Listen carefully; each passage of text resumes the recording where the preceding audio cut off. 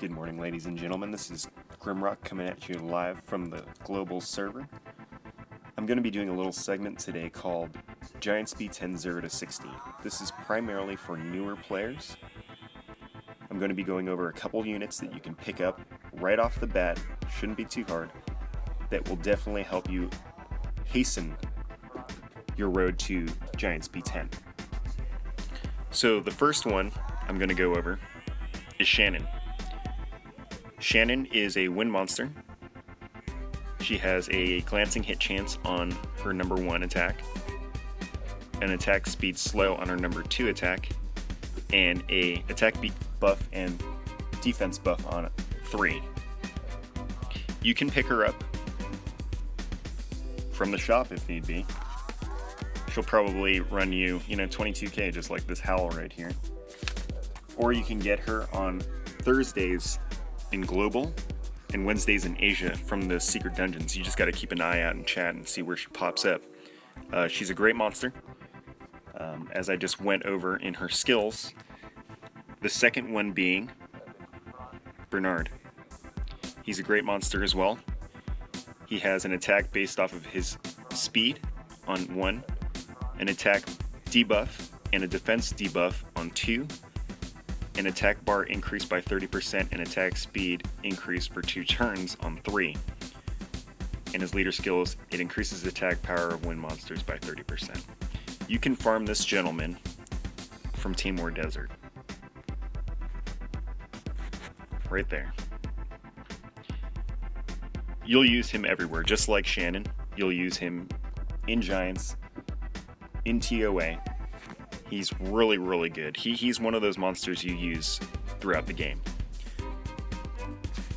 And there's 3 monsters you can pick up on Mondays in Global or Sundays in Asia, and this is the Light Trinity: Belladon, Amen, and Darian. I would highly suggest you focus on Belladon. The kit is just too good. You have a defense break on 1, a buff removal on 2, and an attack bar increase by 30% and heal by 30% on 3. Amen is really good. I've seen what he can do later on. I personally haven't worked him up, but he has a provoke on 1, strikes an enemy proportionate to your max HP on 2, and a passive that recovers allies by 12% of your max HP if you get a critical hit. So you want to increase this guy's crit rate to 100%. Darian I haven't really found very useful in PvE thus far. You see him primarily in Arena later on in the game. So with these 5 units, you'll have a good start immediately to getting to GB10. There is something I wanted to go over. Let's go over the ruining of these particular people. I prefer Focus Despair on Shannon. You basically want to have HP percentage on 2, HP percentage on 4, and accuracy on 6. You want to get her to about 16k HP and as high as accuracy as possible for GB10. Belladon, I have Swift Focus. I'm going to be switching over to Violent shortly. But Swift Focus, you want HP on 2, HP on 4, and accuracy on 6, just starting off. And Bernard, you want Swift Focus, but I have a broken set here, so don't mind that too much. You want HP percent on 2, HP percent on 4, and accuracy on 6. You can have speed on 2 if you prefer that, if you want to be a little bit faster. I just used it for the tankiness, because he also requires about 16k health and as high as accuracy as possible to run GB10. Amen, you're going to want, starting off, Energy Blade, and you want to get as 100% crit on this gentleman. I would suggest just 5-starring all of these guys and seeing where you get from there. So once you have all these guys, hopefully you picked up a couple units along the way doing your own mini summoning sessions. Akasis I was fortunate enough to pick up. She's a great GB10 unit. Let's see. Orochi, this guy melts the giant down with his 3rd skill, he's a great person to use or have as well for Giants B10. Or, if you're farming Guild Wars, Hamir, however you say his name, he's a great unit too. I mean, he's a great substitution for Akasis, a great person to put in there. He has a dot on 1. He has a stun based off your max HP on 2. And he has another AoE that does 30% for each harmful effect on the enemies. This is great in tandem with Shannon. She can throw a glancing on there and slow him down, and then Bernard can throw an attack debuff and a defense debuff. That's 4. So you're going to get 30% on each of those debuffs if you have them on there. And just great all-around unit. Particularly for starting players if you're farming Guild Wars. He'll help you with TOA also as well. I would suggest, Despair, attack damage, or attack percentage, crit damage, attack, with as high as crit as possible.